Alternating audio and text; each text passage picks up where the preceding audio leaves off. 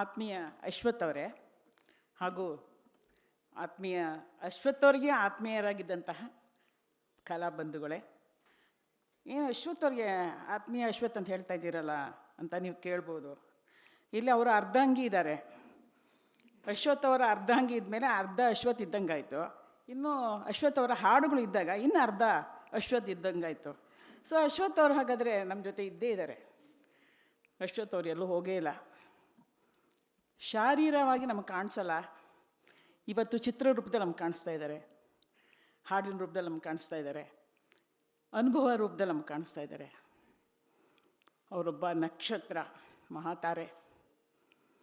ನಕ್ಷತ್ರ ರಾತ್ರಿ ಮಾತ್ರ ಕಾಣಿಸುತ್ತೆ ಅಲ್ವಾ, ಆದರೆ ಹಗಲು ನಮ್ಗೆ ಕಾಣಿಸುವಂತಹ ಮಹಾತಾರೆ ನಮ್ಮ ಸಿ ಅಶ್ವಥ್. ನನಗೆ ಅಶ್ವಥ್ ಅವ್ರ ಬಗ್ಗೆ ಮಾತಾಡೋಕ್ಕೆ ತುಂಬ ಹೆಮ್ಮೆ. ಅತ್ಯಂತ ಜನಪ್ರಿಯತೆ, ಯೋಗ್ಯತೆ, ಪ್ರಸಿದ್ಧಿ, ಸಿದ್ಧಿ ಎಲ್ಲವನ್ನು ಕೂಡ ಜನರ ಅಪಾರ ಪ್ರೀತಿಯನ್ನು ಎಲ್ಲವನ್ನು ಕಳಿಸ್ಕೊಂಡಂತಹ ಏಕೈಕ ವ್ಯಕ್ತಿ ಎಂದರೆ ಅದು ಅಶ್ವಥ್. ಅಶ್ವಥ್ ಅಂದರೆ ಅದೊಂತಹ ಚಿಮ್ಮುವ ನಿರಂತರ ಉತ್ಸಾಹ.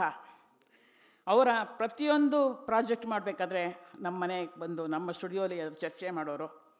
ಎಂತಹ ಕನಸುಗಾರ ಅಂದರೆ ಅವರ ಕನಸುಗಳನ್ನು ನನಸು ಮಾಡ್ಕೊಳ್ತಾ ಇದ್ರು ಅವರು. ನಾವೆಲ್ಲ ಕನಸು ಕಾಣ್ಬಿಟ್ಟು ನಿದ್ದೆ ಮಾಡ್ತೀವಿ, ಆದರೆ ಅಶ್ವಥ್ ನಿದ್ದೆ ಮಾಡ್ತಾ ಇರಲಿಲ್ಲ. ಬೆಳಗ್ಗೆ 7 ಗಂಟೆಗೆ ಎದ್ದು ಬರೋರು. ಅರವಿಂದ್ ನೋಡ್ರಿ ಈ ಹೊಸ ಪ್ರಾಜೆಕ್ಟು ಹಿಂಗಿದೆ ರೀ ಹಂಗಿದೆ ಅನ್ನೋರು. ಎಷ್ಟು ಶಿಸ್ತು ಅಂದರೆ ಯಾವ ಕಾರ್ಯಕ್ರಮ ಹೇಗೆ ಶುರುವಾಗಬೇಕು, ಹೇಗೆ ಮುಗಿಬೇಕು, ಮಧ್ಯೆ ಏನು ತಿಂಡಿ ಇರಬೇಕು, ಕಾಫಿ ಇರಬೇಕು ಇಂದ ಹಿಡಿದು ಯಾವ ವಾದ್ಯಗಾರರು ಇರಬೇಕು, ಪ್ರತಿಯೊಂದನ್ನು ಕೂಡ ಅವರು ನಿಖರವಾಗಿ ಅದನ್ನು ಬರೆದಿಡ್ತಾಯಿದ್ರು, ಹಾಗೆ ಮಾಡ್ತಾಯಿದ್ರು. ನನಗೆ ತುಂಬ ಆಶ್ಚರ್ಯ ಅಂದರೆ ಅವರು ಕಂಡಿದ್ದ ಕನಸುಗಳನ್ನು ಅವರು ನನಸು ಮಾಡಿಕೊಂಡ್ರು. ಅವರು ಎಲ್ಲ ಅವರ ಹೊಸ ಹೊಸ ಒಂದು ಸಾಧನೆ, ಹೊಸ ಹೊಸ ಮಾಡೋರು. ರೀ ವಚನಗಳು ಮಾಡ್ತಾಯಿದ್ದೀರಿ ನೋಡ್ರಿ ಅನ್ನೋರು. ವಿನೂತನವಾಗಿ ಮಾಡ್ಬೇಕ್ರಿ, ಸುಮ್ಮನೆ ವಚನ ಅಂತೇಳಿ ಗೋಳೋ ಅಂತ ಅಳಬಾರ್ದ್ರಿ ಅನ್ನೋರು. ವಚನನ ನೃತ್ಯಕ್ಕೆ ಮಾಡಿದ್ರು. ದಾಸರ ಪದ ಏನ್ರಿ ಒಳ್ಳೆ ದೇವ್ರ ಮೇಲೆ ಕೂತ್ಕೊಂಡು ಹಾಡ್ತಾರೆ ಅನ್ನೋರು. ಆ ದಾರಿ ಯಾವುದೇ ಅನ್ಬೇಕಾದ್ರೆ ನಿಜವಾಗ್ಲೂ ದಾರಿ ಯಾವುದು ಅಂತ ನೆನೆಸ್ಬೇಕು. ಅಂತಹ ಒಂದು ಅನುಭವ ನಮಗೆ ಆ ಹಾಡು ಕೇಳಿದ್ರೆ ಅನ್ನಿಸ್ತಾ ಇತ್ತು. ಅದು ಹಿಂದಿಲಿ ಹಾಡಿಸ್ಬೇಕ್ರಿ ಅನೂಪ್ ಜಲೋಟ ಹತ್ರ ಅಂತ ಹೇಳೋರು. ಅವ್ರನ್ನ ಕರ್ಕೊಂಡು ಬಂದು ಅವ್ರನ್ನ ಹಾಡಿಸಿದ್ರು. ಅವ್ರನ್ನ ಹಾಡಿಸ್ಬೇಕಾದ್ರೆ ಅವ್ರು ಎಷ್ಟು ಅವ್ರಿಗೆ ಒಂದು ಶ್ರದ್ಧೆ ಇತ್ತು ಅಂದರೆ ಸ್ಟುಡಿಯೋಗೆ ಹೊರಗಡೆಯಿಂದ ಬೀಗ ಹಾಕಿದ್ರು. ಜನ ಯಾರು ಬರಬಾರ್ದು, ಗಲಾಟೆ ಮಾಡಬಾರ್ದು, ಅವ್ರಿಗೆ ಏಕಾಗ್ರತೆಗೆ ಭಂಗ ಆಗಬಾರ್ದು. ಅವ್ರಿಗೆ ಏನು ಬೇಕೋ ಅದನ್ನು ಅಶ್ವಥ್ ಅವರು ಸಾಧಿಸಿದ್ದಾರೆ, ಇಲ್ಲೇ ಇದ್ದಾರೆ. ಅಶ್ವಥ್ ಎಲ್ಲೋ ನಮ್ಮನ್ನು ಬಿಟ್ಟು ಹೋಗೋಕ್ಕೆ ಸಾಧ್ಯನೇ ಇಲ್ಲ. ಅಶ್ವಥ್ ಇಲ್ಲ ಅಂತ ಹೇಳಲೇಬೇಡಿ ನೀಲಿ ಅವರೇ.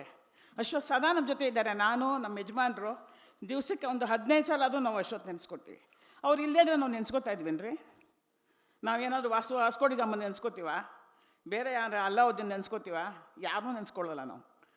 ನಾವು ಮಹಾತ್ಮ ಗಾಂಧಿನೂ ನೆನೆಸ್ಕೊಳ್ಳಲ್ಲ. ನಮ್ಮ ಫೀಲ್ಡಲ್ಲಿ ಏನು ನಮಗೆ ಕಲಾವಿದರಾಗಿ ನಾವು ಅಶ್ವತ್ಥನೇ ನೆನೆಸ್ಕೊಳ್ಳೋದು. ಸದಾಕಾಲ ಯಾವುದೇ ಒಂದು ಸುಗಮ ಸಂಗೀತ ಕಾರ್ಯಕ್ರಮಕ್ಕೆ ಅಶ್ವಥ್ ಅವರು ಹಾಡಿಲ್ಲದೆ, ಅನಂತಸ್ವಾಮಿ ಅವ್ರು ಹಾಡಿಲ್ಲದೆ, ಕಾಳಿಂಗರಾವ್ ಹಾಡಿಲ್ಲದೆ ಸಾಧ್ಯನೇನ್ರಿ? ಖಂಡಿತ ಸಾಧ್ಯ ಇಲ್ಲ. ಅಶ್ವಥ್ ಅವರ ಹಾಡದೆ ಯಾವುದೇ ಸಂಗೀತ ಕಾರ್ಯಕ್ರಮ ಸಾಧ್ಯನೇ ಇಲ್ಲ. ಪ್ರಾರಂಭವೂ ಇಲ್ಲ, ಅಂತ್ಯವೂ ಇಲ್ಲ. ಯಾವುದೇ ಹಾಡು ಅವ್ರು ಇದ್ದೇ ಇರ್ತಾರೆ. ವಿವೇಕಾನಂದ ಅವರು ಒಂದು ಮಾತು ಹೇಳ್ತಾರೆ, ಮಹಾನ್ ಕಲಾ ಸಾಧಕರು ಅವರು ಶರೀರ ಅಳಿದ ನಂತರ ಕೂಡ 1000 ವರ್ಷ ಬದುಕ್ತಾರಂತೆ, ಅವ್ರಿಗೆ ಅಳಿವೇ ಇಲ್ವಂತೆ. ಅಂತಹ ಮಹಾನ್ ಕಲಾವಿದ ನಮ್ಮ ಅಶ್ವಥ್ ಅಂತ ನನಗೆ ಹೇಳ್ಕೊಳ್ಳೋ ತುಂಬ ಹೆಮ್ಮೆ, ಒಂದು ರೀತಿ ಜಂಬ ಕೂಡ. ನಮ್ಮ ಅಶ್ವಥ್ ನಮ್ಮ ಅರವಿಂದ್ ಅವ್ರು ಯಾವಾಗಲೂ ಹೇಳ್ತಾರೆ, ಅಶ್ವಥ್ ಅವ್ರು ಇದ್ದಿದ್ದರೆ ಈ ಕಥೆನೇ ಬೇರೆ ಕಣೆ, ನಾನು ಸ್ಟುಡಿಯೋಲ್ಲೇ ಇರ್ತಾಯಿದ್ದೆ, ನಾನು ಸ್ಟುಡಿಯೋನ ಈಚೆ ಬರ್ತಾನೆ ಇರಲಿಲ್ಲ ಅಂತ. ಹಾಗೆಯೇ ಇಂತಹ ತ್ರಿವಿಕ್ರಮ ರೀ ಅಶ್ವಥ್. ಸುಗಮ ಸಂಗೀತ ಬೇಕಾ, ನಾಟಕ ಸಂಗೀತ ಬೇಕಾ, ಚಿತ್ರ ಸಂಗೀತ ಬೇಕಾ, ಎಲ್ಲಾದರೂ ಕೂಡ ಅವರು ಎಲ್ಲಾದರೂ ಸಿದ್ಧಿ ಪಡೆದಿದ್ದಾರೆ. ನಾವು ಯಾವುದರಲ್ಲೋ ಒಂದರಲ್ಲಿ ಸಿದ್ಧಿ ಪಡೆಯೋಕ್ಕೆ ತುಂಬ ಕಷ್ಟಪಡ್ತಾ ಇದ್ದೀವಿ. ಇಲ್ಲ ಭಕ್ತಿಗೀತೆನೋ, ಭಾವಗೀತೆನೋ, ಜನಪದ ಗೀತೆನೋ. ಆದರೆ ಅಶ್ವಥ್ ಅವ್ರಿಗೆ ಎಲ್ಲದರಲ್ಲೂ ಅವರು ಸಿದ್ಧಿ, ಕೈ ಮುಟ್ಟಿದ್ದೆಲ್ಲ ಚಿನ್ನ. ಕಾರಣ ಏನು ಗೊತ್ತಾ?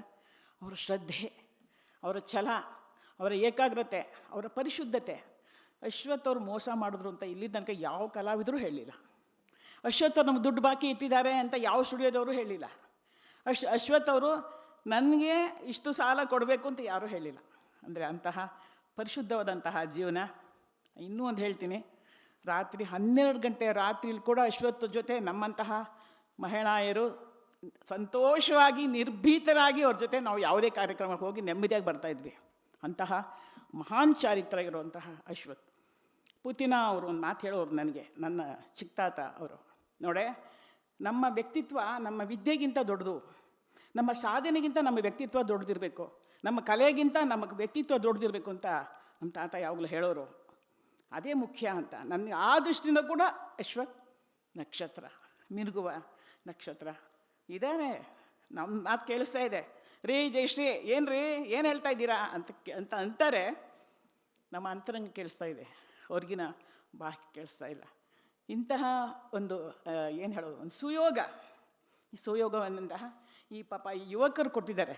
ನಮ್ಮ ಪುನೀತ್ ಹಾಗೂ ಪ್ರಶಾಂತ್, ಪುನೀತ್, ಮುರಳಿ, ಕೃಷ್ಣ ಬೆಳ್ಳಾಲು, ಮತ್ತು ಇನ್ನು ಯಾರಿದ್ದೋ ನನ್ನ ಹೆಸರು ಗೊತ್ತಿಲ್ಲ, ಅಡಿಗ, ಇವರೆಲ್ಲ ಸೇರಿ ಇಂಥ ಒಂದು ಸುಂದರವಾದಂತಹ ಸನ್ನಿವೇಶವನ್ನು, ಸಂದರ್ಭವನ್ನು ನಮಗೆ ಕಟ್ಟಿಕೊಟ್ಟಿದ್ದಾರೆ. ಜೊತೆಗೆ ನಮ್ಮ ಅತ್ತಿಗೆ ಚಂದ್ರ ಕೂಡ ಬಂದಿದ್ದಾರೆ. ಎಷ್ಟು ತಮಾಷೆ ಅಂದರೆ ಅಶ್ವಥ್ ಅವರು, ಅಶ್ವಥ್ ಅಂದರೆ ತಮಾಷೆ, ಕೋಪ, ಹಾಗೇ ಒಂದು ರೀತಿ ಏನು ಹೇಳೋದು, ಖುಷಿ, ಉತ್ಸಾಹ, ಇದೆಲ್ಲದರ ಒಂದು ಪ್ಯಾಕೇಜ್ ಅಶ್ವಥ್ ಅಂದರೆ. ಒಂದು ಸಲ ನಾನು ಅಶ್ವಥ್ ಅವರ ಹೆಂಡತಿ ಚಂದ್ರ ಹೆಸರು ಹೇಳೋಕ್ಕೆ ಬದಲು ಯಾರು ಬೇರೆಯವ್ರ ಹೆಸರು ಹೇಳ್ಬಿಟ್ಟೆ. ಸರ್ ಅವ್ರು ಹೇಗಿದ್ದಾರೆ ಅಂತ. ಯಾರೇ ಅವರು ಅಂದರು. ಸರ್ ಅದೇ ನಿಮ್ಮ ಹೆಂಡತಿ, ನಿಮ್ಮ ಧರ್ಮಪತ್ನಿ. ರೀ ಯಾರು ಹೆಸರೇ ಹೇಳ್ತೀರಲ್ರಿ, ನನ್ನ ಮನೆಗೆ ಹೋಗ್ಬೇಕೋ ಬೇಡೋ ಅಂದರು. ಅಂದರೆ ಅದು ಒಂದು ತಮಾಷೆ. ಆಮೇಲೆ ಬೆಳಗ್ಗೆದ್ದು ನಮ್ಮ ಮನೆಗೆ, ನಮಗೆ ಸ್ಟುಡಿಯೋ ಮೇಲೆ ಕೆಳಗೆ ಮನೆ. ಸೊ ನಾವು ಬೆಳಗ್ಗೆ ಎದ್ದು ನಮ್ಮ ಯಜಮಾನರು ಹೇಳಿದರು, ನೀವು ಬೆಳಗ್ಗೆದ್ದು 7 ಗಂಟೆಗೆ ಸ್ನಾನ ಮಾಡಿ ಶಿಸ್ತಾಗಿ ರೆಡಿ ಮಾಡಬೇಕು. ನಮ್ಮ ಸ್ಟುಡಿಯೋಗೆ ದೊಡ್ಡವರೆಲ್ಲ ಬರ್ತಾರೆ, ನೀನು ಹೆಂಗೋ ಅರ್ಕಾಗಿರಬಾರ್ದು ಅಂತ. ನಾನು ಬೆಳಗ್ಗೆ ಎದ್ದು 7 ಗಂಟೆಗೆ ಎದ್ದು ಸ್ನಾನ ಮಾಡಿ ಒಳ್ಳೆ ಸೀರೆ ಉಟ್ಕೊಂಡು ರೆಡಿ ಆಗಿಬಿಡುವೆ. 7:30, 7:45 ಅಷ್ಟೊತ್ತು ಬರೋರು ನನ್ನ ಸಲ ಮನೆಗೆ, ಬೆಳಗ್ಗೆನೇ ಬರೋರು. ನೋಡ್ರಿ ಇವತ್ತು ಈ ಪ್ರಾಜೆಕ್ಟು ಆ ಪ್ರಾಜೆಕ್ಟು ಅಂತ. ಏನು ರೀ ಎಲ್ಲ ಹೊರಟಿದ್ದೀರಾ ಅಂತ ಕೇಳಿದ್ರು ನನ್ನ. ಸರ್ ಇಲ್ಲ ಸರ್. ಎಲ್ಲ ಹೊರಟಂಗಿದೆ ಅಂದರು. ಇಲ್ಲ ಸರ್ ನನ್ನ ಮನೇಲಿ ಇರೋದೇ ಹೀಗೆ ಅಂದೆ. ಅಯ್ಯಪ್ಪ ರಾಮ, ನಮ್ಮ ಮನೆಯವರು ಮನೇಲಿ ಕೊಡು, ಆಫೀಸ್ ಕೂಡ ಹಿಂಗೆ ಹೋಗಲ್ಲ ರೀ ಅಂದ್ಬಿಟ್ರು. ಸಾರ್ ಏನು ಸರ್ ಹಿಂಗೆ ಹೇಳ್ತೀರಾ ಅಂದೆ. ಅಂದರೆ ಅವ್ರು ಎಷ್ಟು ಒಂದು ಹಾಸ್ಯ, ಎಷ್ಟು ಆತ್ಮೀಯತೆ. ಅವ್ರನ್ನ ಹಾಡಿಸಿದ್ದೀನಿ ನಾನು, ನಂಗೆ ಅದೇ ಒಂದು ಸೌಭಾಗ್ಯ. ಹಾಡಿಸ್ಬೇಕಾದ್ರೆ ಏನಂದ್ರು ಗೊತ್ತಾ ಅವರು, ರೀ ಅಮ್ಮ ತಾಯೇ ನೀನು ಸಂಗೀತಗಾತೆ ಸಂಗೀತ ಚೆನ್ನಾಗಿ ಕಲ್ತಿದ್ದೀರಾ, ನಾನು ನಿಮ್ಮಷ್ಟು ಕಲ್ತಿಲ್ಲ, ನಾನು ಹೆಚ್ಚು ಕಮ್ಮಿ ಮಾಡಿದ್ರೆ ನೀವು ಹಿಂಗೆ ಮಾಡಬೇಕು ಅಂತ ಅಂದರು. ಸರ್ ನೀವೇನು ಆಡ್ತಿರೋ ಅದು ಪ್ರಸಾದ ಸರ್, ನೀವು ಹಾಡಿ ಸರ್, ನಿಮ್ಮದೇ ಅಲ್ಟಿಮೇಟ್ ಸರ್ ಅಂತಂದೆ ನಾನು. ನನಗೆ ಸುಮಾರು ಹಾಡು ಹಾಡಿದ್ದಾರೆ. ಎಷ್ಟು ಚೆನ್ನಾಗಿ ಹಾಡಿದ್ದಾರೆ ಅಂದರೆ, ನಾನು ಬರೆದಿದ್ದ ಹಾಡು ಹಾಡಿದ್ದಾರೆ, ಅದಲ್ಲದೆ ನನ್ನ ಭಾವಗೀತೆಗಳಿಗೂ ಅವರು ಧ್ವನಿ ಕೊಟ್ಟಿದ್ದಾರೆ. ಎಷ್ಟು ಖುಷಿಯಾಗಿ ಹಾಡಿದ್ರು ಅಂದರೆ ಮಗುವಿನ ಹಾಗೆ. ಅಶ್ವಥ್ ಅಂದರೆ ಒಂದು ರೀತಿ ಹಠಮಾರಿ, ಹಾಗೆ ಸ್ವಾಭಿಮಾನಿ. ಫಸ್ಟು ಸ್ಟುಡಿಯೋ ಬಂದಾಗ ನನ್ನೊಂದು ಕ್ಯಾಸೆಟ್ ಕೊಟ್ಟೆ ಅವ್ರಿಗೆ, ವಾಪಸ್ ಕೊಟ್ಬಿಟ್ರು ನಮಗೆ. ರೀ ನಾನು ಬೇರೆಯವ್ರ ಸಂಗೀತ ಕೇಳಲ್ಲ ರೀ ಅಂತ. ಏನಪ್ಪ ಹಿಂಗೆ ಮೊಕ್ಕ ಕೊಡ್ದಂಗೆ ಹೇಳ್ಬಿಟ್ರಲ್ಲ ಇವರು ಅಂತ ನನಗೆ ಒಂದು ನಿಮಿಷ ಹಂಗೆ ಅನ್ನಿಸ್ತು.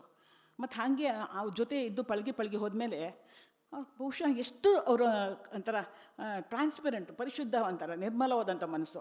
ನಮ್ಮ ಮನಸ್ಸಲ್ಲಿ ಒಂದಿರುತ್ತೆ, ಬಾಯಲಲ್ಲಿ ಒಂದಿರುತ್ತೆ. ಅವ್ರು ಹಾಗಿಲ್ಲ, ಎರಡೂ ಒಂದೇ.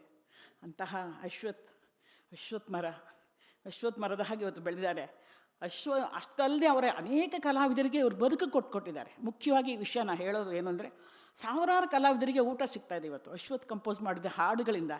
ಅಶ್ವಥ್ ನಮ್ಗೆ ಕೊಟ್ಟಂತಹ ಅನೇಕ ರಾಗ ಸಂಯೋಜನೆಯಿಂದ ಪ್ರತಿಯೊಬ್ಬ ಕಲಾವಿದರಿಗೆ ಮಿನಿಮಮ್ ಒಂದು ಕಾರ್ಯಕ್ರಮದಲ್ಲಿ 5 ಹಾಡೋರು ಹಾಡೇ ಹಾಡ್ತೀವಿ.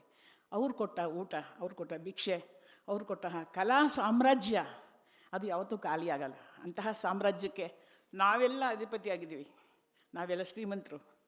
ಅಂತಹ ಅಶ್ವಥ್ ಅವ್ರನ್ನ ಕ್ಷಣ ಮರೆಯೋಕ್ಕೆ ಹೆಂಗಿದ್ರಿ, ಮರೆಯೋಕ್ಕೆ ಸಾಧ್ಯ ಇಲ್ಲ. ನೆನಪು ಅಂತ ಹೇಳಲೇಬಾರ್ದು. ಬಹುಶಃ ಮರೆತರೆ ತಾನೇ ನೆನಪು, ನಾವು ಮರೆಯೋದೇ ಇಲ್ವಲ್ಲ. ಸೊ ಅವರು ಯಾವಾಗಲೂ ಅಂತರಂಗದಲ್ಲಿ ಇರ್ತಾರೆ. ಈ ಭಾವನಾಂತರಂಗ ಅನ್ನೋಂಥ ಈ ಒಂದು ಟ್ರಸ್ಟ್ ಅಂದರೆ ನಂಬಿಕೆ, ಈ ನಂಬಿಕೆಯಲ್ಲಿ ನಾವೆಲ್ಲ ನಿತ್ಯವೂ ಬದುಕ್ತಾ ಇದ್ದೀವಿ. ಇಂತಹ ಬದುಕು ನಿರಂತರವಾಗಬೇಕು. ಪ್ರತಿದಿನ ಅಶ್ವಥ್ ಅವರ ಹೆಸರು ಹೇಳಿ ದೀಪ ಹಚ್ಚುವಂಥ ಅನೇಕ ಕಲಾವಿದರು ಇದನ್ನು ನೆನೆಸ್ಕೊಳ್ಬೇಕು. ಅಶ್ವತ್ತಿಂದ ನಮಗೆ ಊಟ ಸಿಗ್ತಾಯಿದೆ, ಅಶ್ವತ್ತಿಂದ ಮನೆ ಮಠ ಮಾಡ್ಕೋತಾ ಇದ್ದೀವಿ, ಅಶ್ವತ್ತಿಂದ ನಮ್ಮ ಮಕ್ಕಳು ದೊಡ್ಡವರಾಗ್ತಾ ಇದ್ದಾರೆ. ಹಾಗಾಗಿ ಇವರನ್ನು ನಾವು ನಿಜವಾಗ್ಲೂ ಪೂಜನೀಯ ಭಾವನದಲ್ಲಿ ನಾವು ನೋಡಬೇಕು. ಭಾವನಾಂತರಂಗದ ಟ್ರಸ್ಟ್, ನಂಬಿಕೆಯ ಈ ಒಂದು ಸಂಸ್ಥೆಗೆ, ಎಲ್ಲ ಪುಟ್ಟ ಕಲಾವಿದರಿಗೆ, ಪುಟ್ಟ ಮಕ್ಕಳಿಗೆ ನನ್ನೆಲ್ಲ ಶುಭಾಶಯಗಳನ್ನ ಹೇಳ್ತೀನಿ.